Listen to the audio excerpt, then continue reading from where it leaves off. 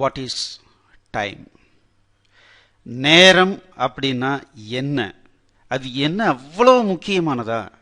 என் மனசுக்கு பிடிச்ச மாதிரிலாம் நான் வேலை பண்ணிகிட்ருக்கேன், எல்லாமே நல்லா போயிட்டுருக்கு. இதில் நான் டைம் மேனேஜ்மெண்ட்டுன்னு நான் ஏன் உக்காந்து சிந்திக்கணும்? அற்புதமான கேள்வி. ஸோ இந்த நேரம் அப்படிங்கிறது ஏன் முக்கியமான விஷயமா கருதப்படுது அப்படின்னா, இயற்கை அப்படிங்கிறது பார்த்தீங்கன்னா எல்லாருக்கும் பொதுவானது.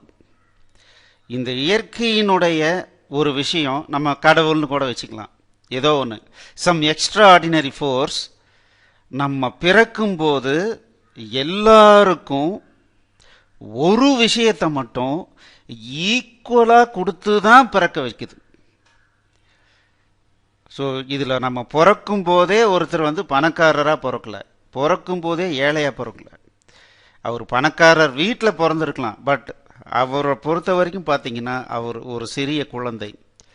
அது ஒரு மானாக இருக்கலாம், ஒரு மயிலாக இருக்கலாம், ஒரு மனிதனாக இருக்கலாம், ஒரு செடி கொடி மரங்கள் எது வேணாலும் இருக்கலாம்.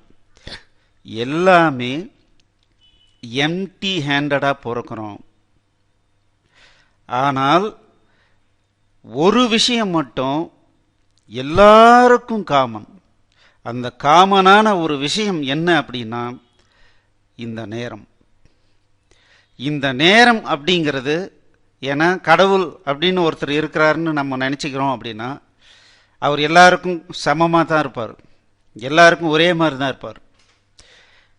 இந்த மனிதனுக்கு எது தேவை அப்படிங்கிறது பார்க்கும்போது இதுதான் தேவை அப்படின்னு இருந்தால் அதை எல்லாருக்கும் கையில் கொடுத்து அனுப்பிச்சி விட்ருப்பார். ஆனால் ஒரு பொருளோ இல்லை ஒரு முக்கியமான ஒரு விஷயமோ எதையுமே அவர் முக்கியமாக கருதலை.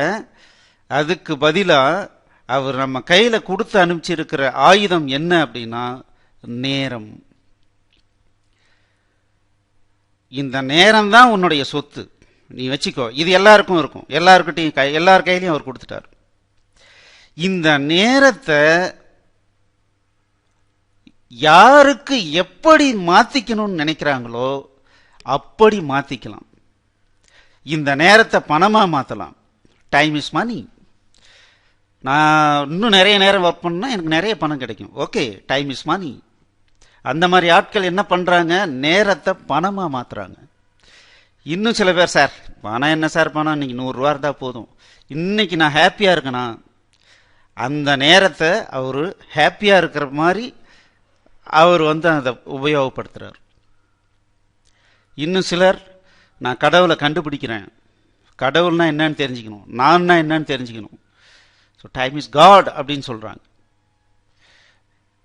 இன்னும் சொல்ல போனால் டைம் இஸ் எவ்ரிதிங். நீங்கள் எதை நினைச்சிங்கனாலும் அதை அச்சீவ் பண்ணுறதுக்கு உங்கள் கையில் இருக்கக்கூடிய சொத்து டைம். அதே நேரத்தில் இந்த உலகத்தில் ஒரு முக்கியமான ஒரு தீர்ப்பு என்ன அப்படின்னா நியூட்டனின் முக்கியமான ஒரு விதி, இந்த உலகத்தில் எதுவுமே சும்மா கிடையாது. ஒவ்வொரு ஃபோர்ஸுக்கும் ஆப்போசிட் ஃபோர்ஸ் உண்டு. நீங்கள் நான் அள்ளிக்கிறேன், எனக்கு வேணுங்கிறதெல்லாம் சும்மா அள்ளிக்கிறேன் அப்படின்னு அள்ள முடியாது. நீங்கள் எதையாவது கொடுத்து தான் ஆகணும். நீங்கள் எதை கொடுக்க முடியும் அப்படின்னா இந்த நேரத்தை கொடுக்க முடியும். நேரத்தை கொடுத்து பணத்தை சம்பாதிக்கிறீங்க, அந்த பணத்தை கொடுத்து உங்களுக்கு வேணுங்கிறத வாங்கிக்கிறீங்க. ஆனால் உங்களுடைய முக்கியமான விஷயம் என்ன அப்படின்னா நேரம். அதனால தான் நம்ம என்ன பண்ணுறோம்? இந்த நேரத்தை கொடுத்து முதல்ல அறிவை வாங்குகிறோம். அந்த அறிவை என்னுடைய நேரத்தோடு கம்பைன் பண்ணி ஒருத்தருக்கு விற்று அதை பணமாக மாற்றுறோம். அந்த பணத்தை எனக்கு கொண்டு போய் வீடு வாங்குகிறோம், நிலம் வாங்குகிறோம், டெய்லி சாப்பாட்டுக்கு வாங்குகிறோம், எல்லாமே பண்ணுறோம். எல்லாத்துக்கும் அஸ்திவாரம் என்ன? டைம். ஸோ இந்த நேரம் அப்படிங்கிறது மிக மிக மிக ஒவ்வொரு மனிதனுடைய வாழ்க்கையிலும் ரொம்ப முக்கியம். இதை நம்ம உணர்ந்து செயல்படணும். இப்போ நிச்சயமாக இதனுடைய இம்பார்ட்டன்ஸ் என்னன்றது உங்களுக்கு கண்டிப்பாக புரிஞ்சிருக்கும்னு நினைக்கிறேன்.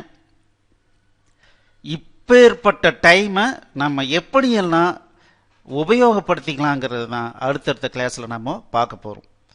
Keep going.